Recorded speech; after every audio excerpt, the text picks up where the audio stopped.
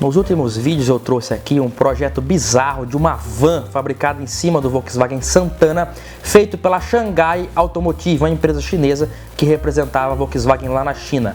Mas o Santana, como era muito popular por lá, sofreu também com outras empresas, então não foi só essa bizarrice que foi feita em cima dele. Hoje vamos conhecer mais um caso.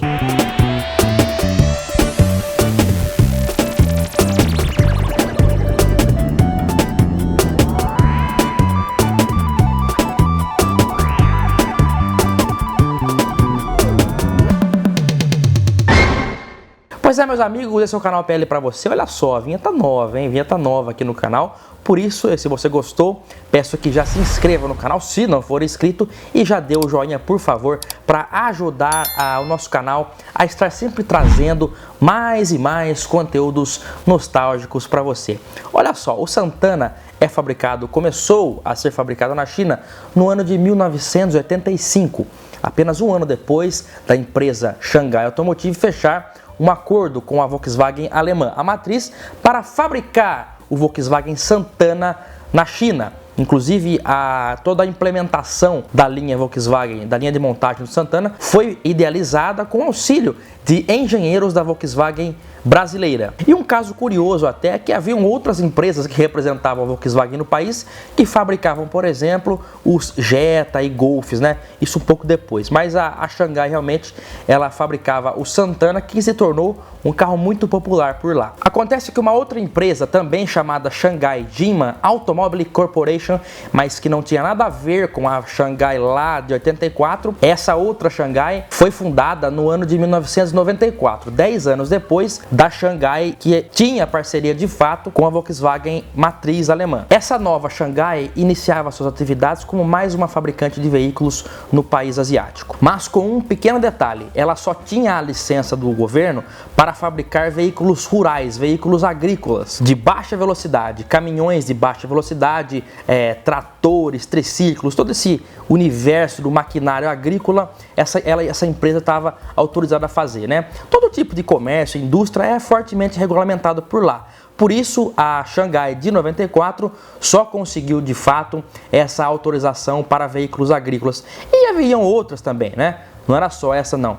Haviam outros fabricantes também que fabricaram vários maquinários e implementos do campo, mas essa de fato está aqui nesse vídeo porque ela está associada a um caso curioso com o nosso Volkswagen Santana. Essa licença realmente era de fabricante de modelos de veículos rurais, mas o pulo do gato estava que nessa cláusula contratual havia uma brecha que autorizava a Xangai a fabricar picapes, e ela sabia disso, né? Os diretores da empresa sabiam disso, e por isso não só essa como as outras, como eu mencionei, iniciaram nesse segmento de veículos rurais. Então, só veículos rurais? Então tudo bem, mas nós vamos investir realmente no segmento de picapes agrícolas. Claro que podia fazer picape, mas as picapes tinham que ter uma baixa potência para se enquadrar nesse segmento de veículos rurais. Muitas empresas fabricaram picapes agrícolas na China. Basicamente eram sedãs com a traseira cortada, transformados ali o espaço do porta-mala em uma espécie de caçamba mesmo.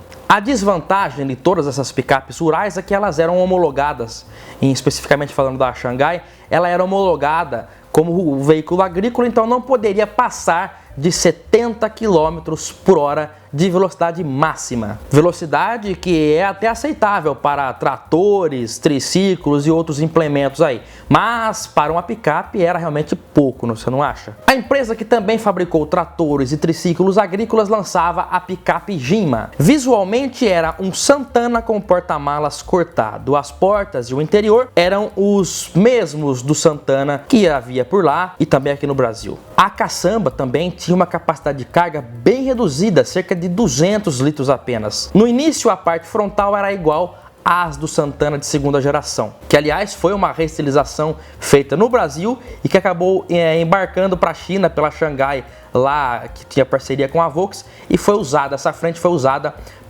por essa segunda Xangai que fabricava as caminhonetes. Então no início ele saía com essa frente de Santana mesmo, mas teve bastante variação. Teve uma frente inspirada na dianteira das LS200 da época, aquela bem quadradinha, e depois uma bizarra frente que remetia ao Volvo 740. 90.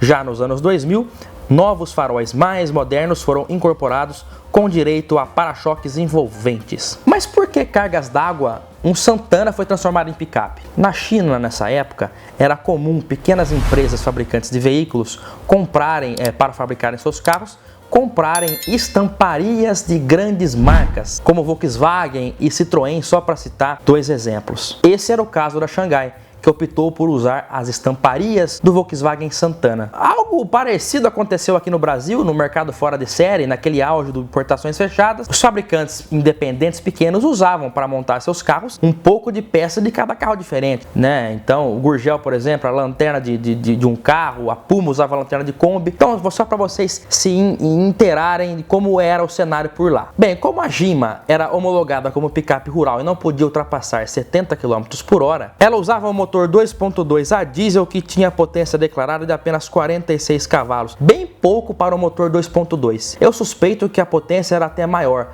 mas por causa dessas exigências do registro do carro para fabricação, o motor era suprimido ali para render menos, né? Até bizarro. Teve até inclusive um motor 1.8 de apenas 31 cavalos que também entrou no catálogo dessa picape da Jima aí. Ao contrário do que acontece hoje com a picape Fiat Strada, por exemplo, que é um carro monobloco e tração dianteira, a Jima tinha tração traseira e usava um chassi de caminhão encurtado. Isso nos revela que as semelhanças com o Volkswagen Santana estavam somente na estamparia, da lataria em si. O chassi era um chassi totalmente diferente, os motores também eram outros e a tração traseira, concepção muito distante do Santana original. Isso nos revela realmente que a teoria de que pequenos fabricantes usavam estamparia de grandes marcas é totalmente real. Mais tarde eles conseguiram também a possibilidade de fabricar a versão da picape com caçamba fechada, que, se for analisar, era basicamente uma Quantum, né? Claro. E os nomes também foram alterados. A picape ganhou o nome de Xangai Shuaibao e a versão perua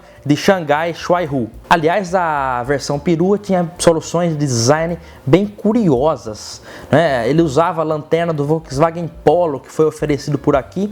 E olha só que interessante, a janela traseira, a terceira janela, que seria aquela estamparia da Quantum mesmo, usava uma janela diferente, um vidro menor, mas a estampa da chapa permanecia com o contorno do vidro quadrado mesmo, de origem da Santana Quantum. Realmente bem estranho a gente analisar essas soluções que foram adotadas já nos anos 2000. Aliás, as mudanças visuais genéricas que eram feitas nesses carros ao longo do tempo eram feitas de longo em longo período, não era uma coisa feita de ano em ano, não. Essas picapinhas se popularizaram na China principalmente por serem usadas em órgãos governamentais. Hoje a Jima produz apenas tratores e empilhadeiras, que são exportados para vários países do mundo. Eles produzem também alguns maquinários agrícolas também. Essa história, como eu disse, me remete realmente à era de ouro da indústria fora de série, em que veículos eram montados usando elementos em si das 4 grandes montadoras da época, Fiat, Ford, Chevrolet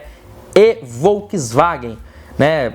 A nossa indústria é realmente rica em histórias e também traremos muito mais histórias da indústria fora de série para vocês aqui. É muito interessante analisarmos os detalhes e curiosos e as peculiaridades automotivas históricas de cada país. Hoje aprendemos um pouco mais da história desse modelo da China que foi muito usado por lá. É isso, meus amigos, espero que tenham gostado, espero vocês aqui no canal PL no próximo vídeo, você não vai perder, né, por favor. Um grande abraço e até mais, tchau!